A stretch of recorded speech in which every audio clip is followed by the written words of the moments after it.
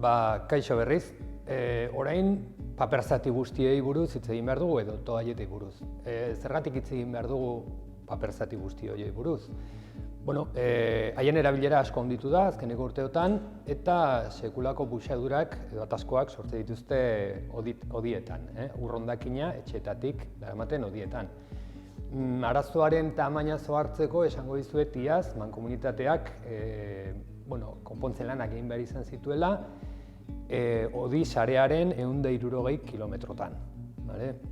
Orduan, zer gertatzen da paper zati guztiekin, zergatik sortzen dituzte buxadurak? Badago desberdintasun bat komuneko ohiko paperarekin eta toalleten artean. Paper zati guztiak edo toalletak fibra konpaktatuekin egiten dira eta askoz ere gogorragoak dira. Orduan, haien fabrikatzaileek esaten dutenean biodegradagarriak direla,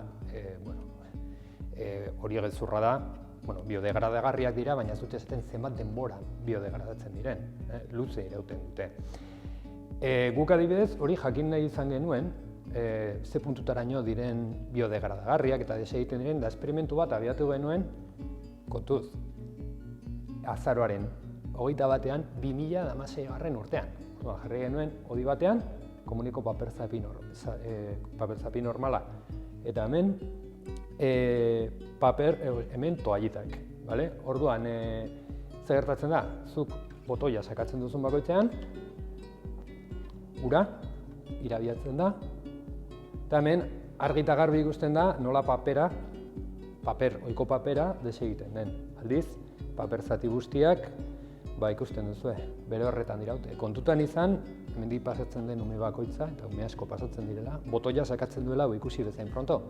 Orduan, esan nahi dugu, botoi honi sakatu diotela milaka aldiz. Arazo honen arroean zer egin daiteke? Lehenengo gauza, paper zati guzti horien konsumoa murriztu. Paper zati guztiak moduan jarri dira, hainbat urtetatik hona, eta orain ematen du dela garbitasunerako produktu beharrezkoa. Nik ezakite baditu erabilera batzuk zenbait kasu berezitan ona dena, baina orokorrean nik ez dut gomendatzen. Eta gero zer egin daiteke? Erabili ezkero, komunean paperontzi bat jartzen baldin baduzu, paperontzi horretan botatzen dituzu paper zati guztiak edo norberaren garbitasunerako erabiltzen diren produktu guztiak. Gero, paperontzi horretan botatzen duzun guztia, kontenedorean botatzen duzu, eta listo, eta arazoa konponduta.